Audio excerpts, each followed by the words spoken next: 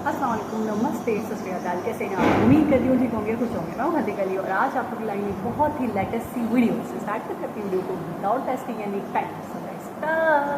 Okay guys, so video का title है inside earth's most mysterious temple Jagannath Puri. से start करते हैं। मैं हूँ इंडिया की सबसे बड़ी यात्रा में एंड पूरी दुनिया के सबसे मिस्टीरियस मंदिर में, जगन्नाथ पुरी। लेकिन क्यों ये मंदिर इतना मिस्टीरियस है? क्यों सिर्फ यहीं पर 20-25 लाख से भी ज्यादा लोग आते हैं? उसकी वजह है ये जगन्नाथ जी की मूर्ति, जिसके अंदर श्री कृष्ण का असली दिल 5000 साल से भी ज्यादा से धड़क रहा है। लेकिन श्री कृष्णा का दिल इतने सालों से वहां पर एग्जिस्ट कैसे कर रहा है? क्या ये कोई एंशिएंट टेक्नोलॉजी है जो हम नहीं जानते, या ये कोई आर्क रिएक्टर है? एक्चुअली इसे कहते हैं ब्रह्म पदार्थ। एंड आप सुनकर शॉक हो जाओगे कि हर 9, 12 या 16 साल में इस ब्रह्म पदार्थ को निकाल कर दूसरी मूर्ति में डाला जाता है एंड पुरानी मूर्ति को मंदिर के अंदर ही दफना दिया जाता है। तो इतने सालों में किसी ने तो इस ब्रह्म पदार्थ को देखा ही होगा। एक्चुअली एक बहुत ही शॉकिंग प्रोसीजर फॉलो होता है। इस प्रोसीजर को कहते हैं नवकलेवर, यानी कि न्यू बॉडी में जाना। अब नवकलेवर पिछली बार 2015 में हुआ था। उसके पहले ये 1996 में हुआ था एंड उसके पहले ये 1977 में हुआ था।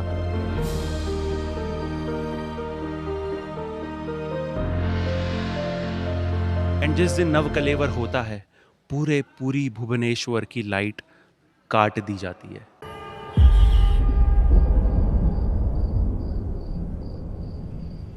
एंड ये पूरा प्रोसीजर पिच ब्लैक अंधेरे में एक चेम्बर के अंदर सीक्रेटली किया जाता है।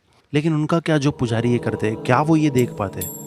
नहीं, उनकी आंखों पर भी पट्टियां बांध दी जाती है। इनफैक्ट उन्हें ग्लव्स भी पहनाए जाते हैं ताकि कोई डायरेक्ट कांटेक्ट ना हो ब्रह्म पदार्थ के साथ। चतुर्भुज जगन्नाथ कंठ शोभित कौस्तभ पद्मनाभ वेद गर्भ चंद्र सूर्य विलखना। अब जिन्होंने भी ये ब्रह्म पदार्थ अपने हाथ में लिया, उन्होंने कुछ ऐसा एक्सपीरियंस बताया। उन्हें लगा जैसे उन्होंने कोई खरगोश पकड़ा हो, कोई जीती जागती चीज पकड़ी हो। उन्होंने ये तक कहा कि उन्हें उस ब्रह्म पदार्थ में एक एनर्जी, एक ऊर्जा फील हुई। जगन्नाथ लोकनाथ नीलाद्रीश परहरि। कहा जाता है कि आज से 50 साल पहले जब एक नवकलेवर हुआ था, तब किसी ने चुपके से इस ब्रह्म पदार्थ को देख लिया था और उसने इसका वर्णन कुछ इस तरीके से किया था जैसे एक सिल्वर लिक्विड हो, जैसे एक सिल्वर मर्क्यूरी हो जो नीचे पड़ रही हो। उसने ये भी स्पेसिफिकली कहा कि इस पर लाइट पड़ने से ये और ज़्यादा चमक रहा था, एज इन उसमें और शक्तियाँ आ रही थी, या फिर एज इन वो एक्टिवेट हो रहा था।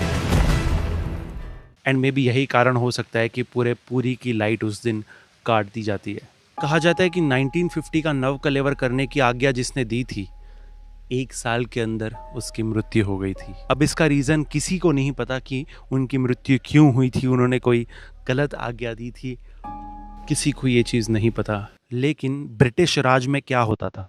To the Indians, Jagannath is the Lord of the earth. Once a year when they celebrate his festival and draw his shrine through the streets, it's the beat of Indian drums and the monotonous chant of Indian voices. Charles groom, जो कि एक British general थे, 1805 में वो पुरी में थे and नवकलेवर को लेके उन्होंने एग्जैक्ट सेम चीज़ बताई थी। लेकिन ये दिल, ये ब्रह्म पदार्थ मूर्ति के अंदर पहुंचा कैसे? जवाब जानने के लिए हमें जाना पड़ेगा 5000 साल से भी ज़्यादा पीछे, महाभारत में।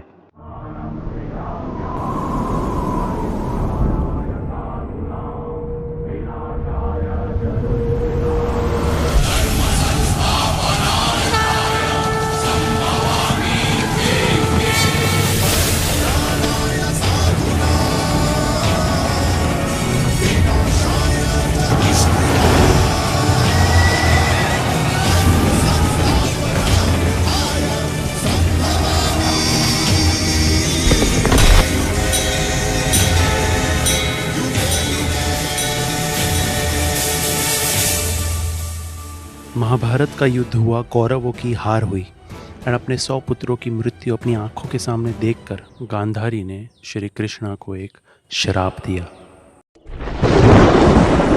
कुरुक्षेत्र की भूमि पे सबसे बड़ा धर्म तुमने किया है वासुदेव, तुमने। आज तुम्हें श्राप देती हूँ। इस प्रकार तेरे वंश का नाश हुआ, इसी प्रकार तुम्हारी आंखों के सामने तुम्हारे यादव वंश का नाश होगा।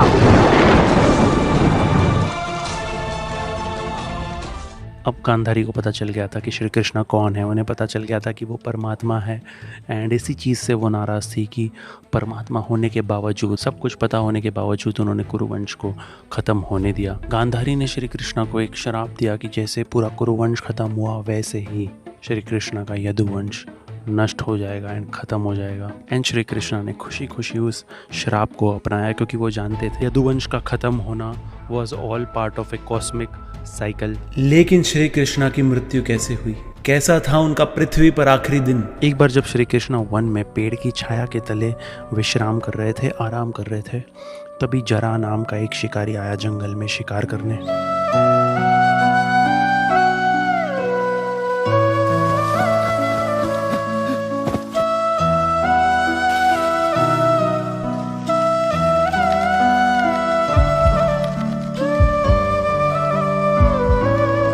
झाड़ियों के बीच से जरा को श्री कृष्ण के पैर हिरण के कान समान दिखे और जरा ने तीर चलाया।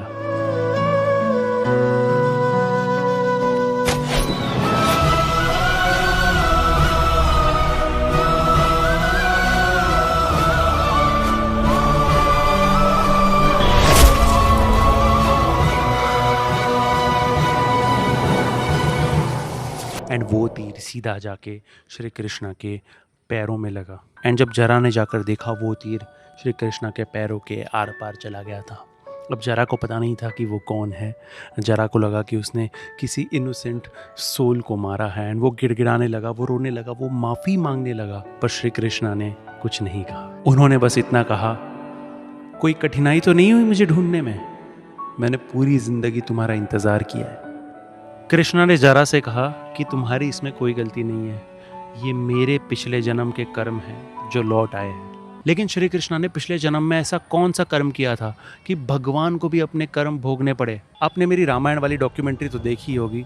श्री कृष्ण पिछले जन्म में भगवान राम थे एंड जरा शिकारी पिछले जन्म में वाली था। एंड आपको तो पता ही है, राम ने वाली को तीर मारा था।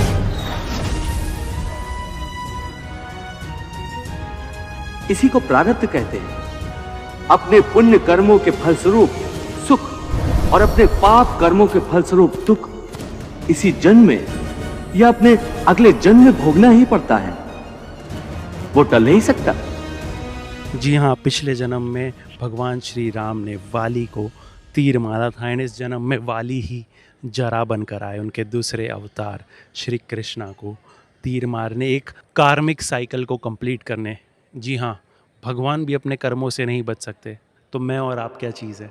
एंड श्री कृष्णा की मृत्यु के बाद महाभारत के एग्जैक्टली 36 साल बाद गांधारी का श्राप सच हुआ। पूरा यदुवंश आपस में लड़कर खत्म हो गया एंड द्वारका पानी के अंदर डूब गई।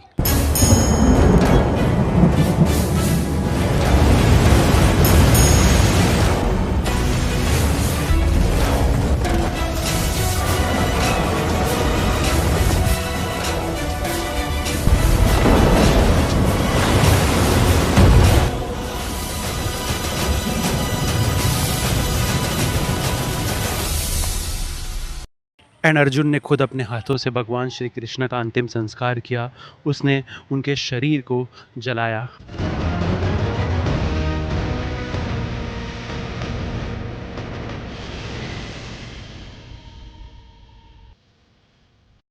पूरी बॉडी जल गई, लेकिन बॉडी का एक हिस्सा था जो नहीं जल पाया, एंड वो था उनका दिल।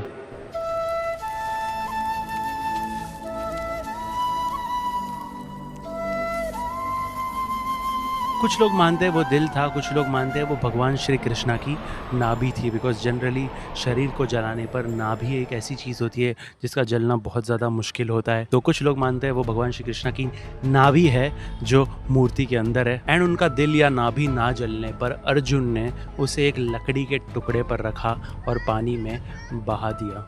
हरये परमात्मने प्रणतः क्लेशनाशाय गोविंदाय नमो नमः। एंड वो लकड़ी का टुकड़ा तैरता रहा एंड अंत में वो आया पूरी ओडिशा के एक नदी के तट पर।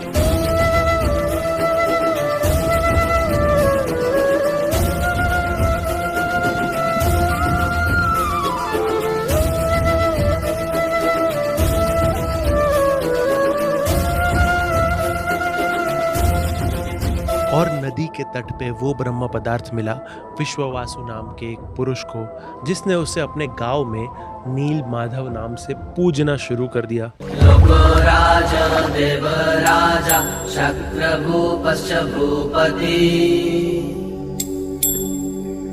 और उस समय यहाँ के राजा थे इंद्रद्युम्न, जो कि पूरी इलाके पर राज करते थे एंड जो कि विष्णु के बहुत बड़े भक्त थे। और जब उन्हें नील माधव के बारे में पता चला तो उन्होंने उसके दर्शन लेने की इच्छा जताई। जैसे तैसे करके इंद्रद्युम्न के पास वो ब्रह्म पदार्थ आया एंड खुद विश्वगुरु उनके पास आए, जिन्होंने उसे कहा कि वो 21 दिन में एक मूर्ति बनाकर देंगे जिसके अंदर उन्हें ये ब्रह्म पदार्थ रखना होगा। लेकिन उनकी एक शर्त थी। उनकी शर्त ये थी कि 21 दिनों तक मूर्ति का काम जारी रहेगा बंद दरवाज़ों के पीछे एक चेम्बर में। एंड किसी भी हाल में, आई रिपीट, किसी भी हाल में ये दरवाज़ा मूर्ति का काम पूरा होने के पहले खुलना नहीं चाहिए। इंद्रद्युम्न ने वो शर्त स्वीकार की एंड मूर्ति का काम शुरू हुआ।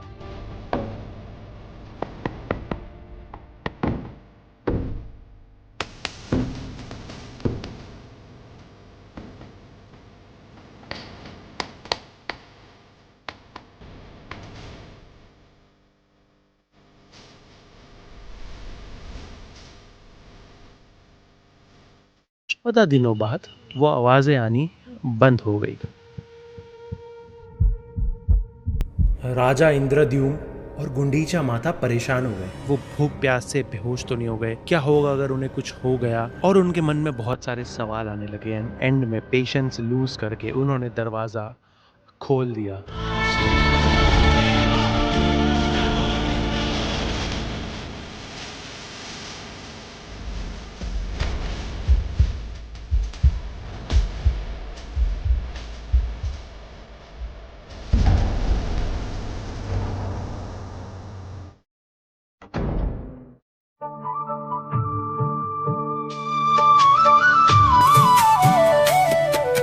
जगन्नाथ जगन्नाथ चकानयना। एंड दरवाजे के अंदर उन्हें वो मूर्ति मिली जिसे आज भी लोग पूजते हैं। जी हाँ, एक अधूरी मूर्ति, जिस मूर्ति के हाथों का काम अधूरा रह गया था, जिस मूर्ति के पैरों का काम अधूरा रह गया था। एंड विश्वगुरु जो मूर्ति बना रहे थे चेम्बर के अंदर, अब वो भी वहां पर नहीं थे, वो भी गायब हो चुके थे। एंड आज हजारों साल बाद वो मूर्ति वैसी की वैसी ही है, अधूरी। स्वामी मेरे नैनों के तारे। जगन्नाथपुरी के बारे में एक और मिस्टीरियस चीज़ है जिसके बारे में बहुत लोग बात करते हैं, एंड वो है भविष्य मालिका बुक। भविष्य मालिका को लिखा गया था आचार्य प्रभु अच्युतानंद जी के हाथों से। कथायामि सहस्राणि नमनि तव च आनघा। एंड 500 साल पहले उन्होंने कुछ ऐसी शॉकिंग भविष्यवाणियां की थी जो आज सच हो रही है। नाना रोगे असीबा, गोटे बड़ा व्याधि, लोको घरे रही बाहर कुना जीबा। लॉकडाउन याद आया? इनफैक्ट कहा जाता है कि जब जब मंदिर में कोई डैमेज आएगा तब तक कुछ ना कुछ बुरा होने वाला होता है। इसमें भविष्यवाणियां की गई है कि मंदिर में आग लगेगी। इसमें भविष्यवाणी की गई थी कि जो सुदर्शन चक्र है वो टेढ़ा हो जाएगा।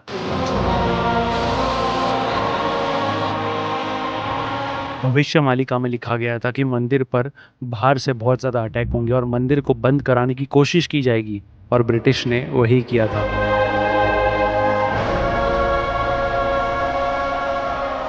भविष्यवाणिका में लिखा था कि एक किन्नर मंदिर में रक्तपात करेगा। चर्चा भितर को आसुची कौन किसी शुणिले कौन से बलराम मानसिक अवस्था किसी खराब थिला। एंड इसमें ये तक भविष्यवाणी की गई है कि जो ब्रह्म पदार्थ मंदिर में है वो गायब हो जाएगा, तब भगवान आएंगे कल की अवतार लेकर।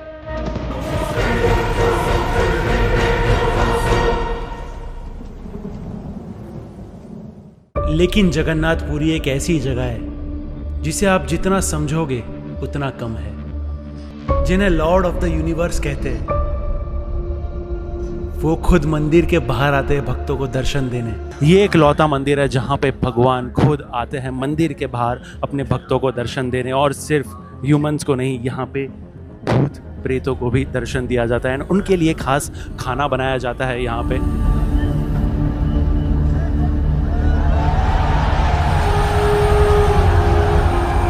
जिसे अधरपना कहा जाता है। कहा जाता है कि जो लॉस्ट सोल्स होती है, जो भटकी हुई आत्माएं होती है, वो भी इस यात्रा में आती है जगन्नाथपुरी के दर्शन लेने एंड उनका प्रसाद खा के उनको मुक्ति मिल जाती है।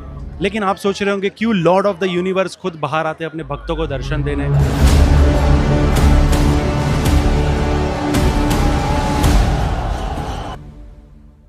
ये रथ गुंडीचा माता के मंदिर में जाता है 7 दिनों के लिए। गुंडीचा माता को कोई संतानें नहीं थी, इसलिए भगवान जगन्नाथ ने उनसे एक वादा किया कि हर साल 7 दिनों के लिए मैं आपके घर पे आपका पुत्र बनकर आऊंगा। इसलिए कहा जाता है कि भगवान जगन्नाथ हर साल 9 दिनों के लिए अपना महल छोड़कर अपनी माता समान मौसी के यहाँ जाते हैं।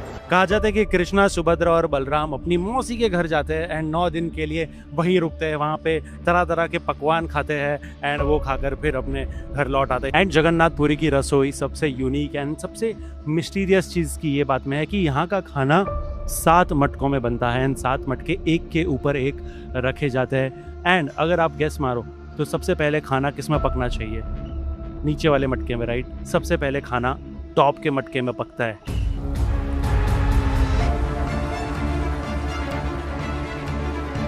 लेकिन यहाँ पे जनरली भक्तों को खिचड़ी खिलाई जाती है और उसका रीज़न क्या है? एक बार सुबह मंदिर के पुजारी अपना रूटीन काम करने मंदिर में गए। उन्होंने मंदिर का चेम्बर खोला भगवान को स्नान कराने के लिए। वो भगवान को स्नान कराने के लिए अंदर गए एंड जो उन्होंने देखा वो देखकर वो भी शॉक हो गए। उन्होंने देखा कि जगन्नाथ जी के फोटो पर चावल और दाल लगे हुए थे एंड अब वो शॉक हो गए कि चेम्बर तो बंद रहता है, यहाँ पे किसी को आना अलाउड भी नहीं है, फिर चावल और दाल यहाँ पर कैसे लगे? तभी मंदिर के पुजारी ने राजा को जाकर ये चीज़ बताई। अब इसे कर्मा खिचड़ी क्यों कहते हैं? एक बार कर्मा बाई खिचड़ी बना रही थी भगवान के लिए। कर्मा बाई का ये डेली का शेड्यूल था, खिचड़ी बना के भगवान को खिलाना एंड ये काम वो रोज शिद्दत से करती थी। तभी एक संत पुजारी उनकी झोपड़ी पे आए। उन्होंने कहा कि तू तो नहाई भी नहीं है, तू तो रेडी भी नहीं है, ऐसे में तू अगर भगवान के लिए पकवान बना रही है, खिचड़ी बना रही है, तो कोई हिसाब से भगवान उसे खाएंगे ही नहीं है। ऐसा करके उन्होंने उसकी इंसल्ट कर दी। ऋषि के जाने के बाद ही एक 7-8 साल का लड़का भागते हुए उनके घर में आया और उसने खिचड़ी खाने की डिमांड की। तू न संभाले तो हमें कौन संभाले। और दूसरे दिन अगेन इतनी सुरक्षा के बावजूद जगन्नाथ जी के होठों पे दाल और चावल लगे हुए थे। तू न संभाले तो हमें कौन संभाले। तू न संभाले तो हमें कौन संभाले। ओ तू न संभाले तो हमें कौन संभाले। यहाँ से उन्हें रियलाइज हुआ कि कोई है जो जगन्नाथ जी को भोग चढ़ा रहा है। एंड जब उन्हें पता चला कि ये कर्मा बाई की खिचड़ी है जो भोग चढ़ा रही है भगवान को, वहां से इसका नाम कर्मा खिचड़ी पड़ा। जगन्नाथपुरी हमें हमेशा याद दिलाता है कि हर रहस्य का जवाब मिलना जरूरी नहीं है। कुछ चीजें जाने या अनजाने में हमें और हम्बल बना देती है, और शायद वही इस पवित्र धाम का सबसे बड़ा चमत्कार है। जय जगन्नाथ। तू न संभाले तो हमें कौन संभाले। ये डॉक्यूमेंट्रीज बनाने में बहुत ज़्यादा मेहनत एंड ट्रैवलिंग लगती है एंड आपकी तरफ से हमें सिर्फ एक लाइक एंड इस वीडियो पर कमेंट चाहिए। जैसा हमने ये डॉक्यूमेंट्री बनाई थी जहाँ पे मुस्लिम्स भी भगवान शिवा को वर्शिप करते हैं, एंड ये डॉक्यूमेंट्री जहाँ पर हम भारत के सारे रियल रामायण लोकेशंस पे गए थे। तो ये दोनों डॉक्यूमेंट्री ज़रूर देखना। मिलते हैं नेक्स्ट वीडियो में। Bye bye, thank you. Oh my god, मतलब कुछ वीडियोस ऐसी होती है ना कि जिन्हें देखने के बाद आपको 2 मिनट लगते हैं उसको संभालने के लिए। अच्छा, जगन्नाथपुरी के हवाले से ये कोई पहली वीडियो नहीं है, इसके हवाले से मैं पहले भी ये जो इन्फॉर्मेशन थी इसके अंदर मज़ीद इन्फॉर्मेशन थी, बहुत डिटेल्ड वीडियो थी, ठीक है। लेकिन इसके हवाले से एक खाने वाली बात है वो, और वो क्या कहते हैं मूर्ति वाली बात, मूर्ति बनाई थी और वो दरवाज़ा खोल दिया था राजा ने, ये सारी बातें पहले भी मैंने डिफरेंट वीडियोस में देखी हैं। अच्छा, ये वीडियो सबसे ज़्यादा मुझे अच्छी इसलिए लगी ये वीडियो कि इस वीडियो में इंफॉर्मेशन बेतहाशा थी और फजूल कोई वो नहीं कि जैसे एक होता है ना बार बार लाइक सब्सक्राइब के लिए लोग बोल रहे होते हैं, बीच बीच में भी बोल रहे होते हैं। बहुत अच्छा लगा मुझे ये जो साहब है उन्होंने बहुत अच्छी वीडियो बनाई और आखिर में बिल्कुल लास्ट में उन्होंने बोला कि भाई बहुत मेहनत होती है तो आपका लाइक आपका कमेंट बहुत ज़रूरी है हमारे लिए। अच्छा, अब आते हैं जगन्नाथ टेम्पल जो है या जगन्नाथ के हवाले से जो मिस्ट्रीज़ हैं वो आज तक उसी तरीके से रहस्यमाइज हैं जैसे कि शुरू में थी, यानी कि उनको सुलझा पाना बहुत मुश्किल है, ठीक है, उनको समझ पाना बहुत मुश्किल है। लेकिन कहने का मकसद ये है कि अक्ल दंग रह जाती है, आप हैरान हो जाते हो, आप परेशान हो जाते हो जब आप इन चीज़ों के बारे में जानने की कोशिश करते हो लेकिन आपको जवाब नहीं मिलता, लेकिन बेतहाशा सवाल होते हैं आपके पास, बहुत चमत्कारी चीज़ें होती हैं आपके सामने, ठीक है, और जो इतनी पुरअसरार होती हैं कि आप बिल्कुल शॉक्ड हो जाते हो उनको जानने के बाद। आप बोलते हो ये है तो आखिर है कैसे, किस तरीके से है। अच्छा, सबसे बड़ी चीज़ ये है कि अभी मैं कर्मा बाई की तरफ आती हूँ कि बहुत सारे लोग ऐसे होते हैं कि जो अपने रब के बहुत नज़दीक अपने आप को समझ रहे होते हैं, ठीक है, अपनी इबादत के बलबूते पर, और वो अक्सर ऐसा करते हैं कि वो इस खुशफहमी में रहते हैं कि जी हम, क्योंकि अब जैसे हमारे यहाँ है कि नमाज की पाबंदी बहुत ज़रूरी है, रमज़ान के रोज़े रखना बहुत ज़रूरी है, हज एक इबादत है, अगर आप साहिब इस्तिताअत हो तो वो अदा करना ज़रूरी है, ज़कात देना ज़रूरी है। कहने का मकसद है जो लोग ये सब कर रहे होते हैं ना, उसके बाद वो ये समझते हैं कि हम इतने आला और अफजल हैं कि हम किसी को कुछ भी कह सकते हैं, ठीक है, और हमारे सामने वाला वो इंसान जो 5 वक्त का नमाजी नहीं है या वो इंसान जो रमज़ान के रोज़े नहीं रखता वो बहुत ही गुनाहगार है और हम तो बहुत बेहतर हैं उससे, और वो फिर शायद उसको उस इंसान को जज करने लग जाते हैं। कभी भी किसी भी इंसान को जज करना बहुत गलत चीज़ होती है। आप देखें, अगर आप ज़ाहिरी तौर पे देखे हो कि बेशक वो 5 टाइम की नमाज़ नहीं पढ़ता, बेशक वो साफ़ सुथरा नहीं रहता, लेकिन पता नहीं आपके रब को कौन सी उसकी अदा, कौन सी उसकी अच्छी आदत पसंद आ गई हो जो वो आपसे बेहतर हो, आप नहीं कह सकते इस बारे में कुछ भी। अच्छा, यहाँ पे कर्मा बाई के हवाले से भी ये एक इंसिडेंट जो था, जो खिचड़ी थी कि भगवान को उनकी खिचड़ी बहुत पसंद थी, ठीक है, और वो भोग जो चढ़ा रही थी वो एक्सेप्टेड हो रहा था, लेकिन उसके बावजूद भी इर्द गिर्द के लोग ये समझ रहे थे क्योंकि वो सफाई का ख्याल नहीं रखती हैं, वो नहा धोकर अच्छे से रेडी होकर नहीं बना रही हैं, तो भगवान क्या ही इनका भोग एक्सेप्ट करेंगे या फिर क्या ही इनका भोग चढ़ता होगा, ये तो अपना टाइम वेस्ट करें। तो इस तरीके की जो चीज़ें हैं ना, ये बहुत ही, मुझे ऐसा लगता है कि बहुत ही छोटी सहनियत के लोगों की तरफ से आती है, ठीक है। कभी कभी आप पद में तो बहुत ऊपर होते हो, पोस्ट में तो बहुत ऊपर होते हो, बड़े पढ़े लिखे होते हो, लेकिन आपकी मेंटालिटी ना चेंज नहीं होती, ठीक है, वक्त के साथ साथ, और आप अपने जहन को बड़ा करके नहीं सोचते हो, तो ये चीज़ बहुत बड़ी चीज़ होती है कि कभी भी किसी को भी अंडररेटेड नहीं लेना चाहिए। अच्छा, जगन्नाथ के हवाले से बहुत सारी बातें, बहुत सारी चीज़ें रहस्यमयी है, लेकिन एक चीज़ मुझे वाकई हैरान कर देती है। एक तो वो जो उन्होंने कहा कि मरकरी लाइक मटेरियल है, जिसे दिल भी कहते हैं और उनसे बहुत सारे लोग नाफी भी कहते हैं श्री कृष्णा जी की। एक ये चीज़ कि किस तरीके से इतने सालों से वो आज भी जीवित है, क्योंकि जो भी इंसान उसको हाथ में लेता है वो उसको फील कर सकता है, वो उसको बता सकते हैं कि खरगोश की मानेंद बहुत ही सॉफ्ट मुलायम चीज़ है। और बाकायदा मैंने इससे पहले वाली वीडियो में तो ये भी देखा था कि वो बताते हैं बाकायदा वो धड़कन फील हो रही थी, यानी कि उसका धक धक करना या उसका मूवमेंट, उसका मूव होना फील हो रहा था, जिस इंसान ने उसे हाथ में लिया था या जो मुंतकिल कर रहे थे एक मूर्ति से दूसरी मूर्ति में, तो उन्होंने बताया बाकायदा वो हिल रही थी, बाकायदा वो मूव हो रही थी, बाकायदा वो जीवित थे। तो एक ये चीज़ आपकी अक्ल को दम कर देती है। आप चाहे कितना भी एड़ी छोटी का जोर लगा लो, लेकिन इस चीज़ का जवाब आपको समझ में नहीं आता क्या है, किस तरीके से आज भी वो उसी तरीके से कायम टाइम उसी तरीके से जीवित है। अच्छा, दूसरी चीज़ ये है कि खाने का जो पकना है वो मेरी समझ से बाहर है। किस तरीके से सबसे ऊपर वाला पॉट सबसे पहले कैसे पक सकता है, यानी साइज़ हैरान है, अकल हैरान है। आप सोचो तो आपको समझ नहीं आता कि सबसे नीचे वाला जो है सबसे पहले पकना चाहिए। और अगर हम नीचे वाला पॉट पहले नहीं उतारे और सबसे ऊपर वाला उतारें, फिर दूसरा, फिर तीसरा, फिर चौथा, अगर पाँचवा, छठा, फिर सातवां, 7 पॉट्स होते हैं, तो आखिरी वाला तो जलकर खाक हो जाना चाहिए, लेकिन आखिरी वाला बिल्कुल ओके होता है और सबसे लास्ट में पकता है। तो इस चीज़ पे साइंस, मेरी अकल, हर किसी की अकल हैरान है, परेशान है कि किस तरीके से पॉसिबल हो पाया, ये किस तरीके से मुमकिन हो सकता है। तो वाकई ये ऐसी शक्तियों के बारे में, ऐसी पावर्स के बारे में, ऐसे वाकई ये कुछ अलग है। इसके बारे में मैं ये कहूँगी कि जो नहीं मानना वो बेवकूफ़, इसको मानना ही चाहिए, इसको एक्सेप्ट ही करना चाहिए। और वाकई ये कुछ हटकर है, कुछ अलग है, ये नॉर्मल दिमाग में आने वाली बात या चीज़ नहीं है। तो होपफुली आपको वीडियो बहुत इन्फॉर्मेटिव लगी होगी। दोबारा किसी और वीडियो के साथ आपसे मुलाकात होगी। जब तक का बहुत सारा ख्याल रखें। अल्लाह हाफ़िज़।